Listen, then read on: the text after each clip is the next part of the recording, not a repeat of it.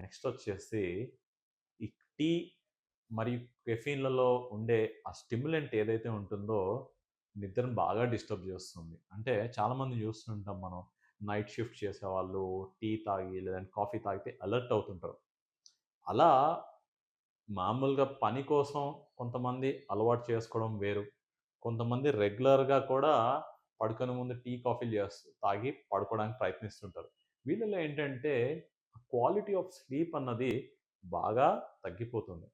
ఇంకోటి గమనించినట్టయితే ఈ టీ, కాఫీ చాలామంది ఏదో బ్లాక్ టీయో, బ్లాక్ కాఫీయో కాకుండా షుగర్ అన్నది కంపల్సరీ ఉంటుంది. అంటే ఇంచుమించు ప్రతి కప్‌లో కూడా ఒక 20 గ్రాముల షుగర్ అనుకుందాం. అంటే రోజుకి ఈ టీ, కాఫీల వల్లనే 100 గ్రాముల షుగరు మన ఒంట్లోకి వెళ్తుంది.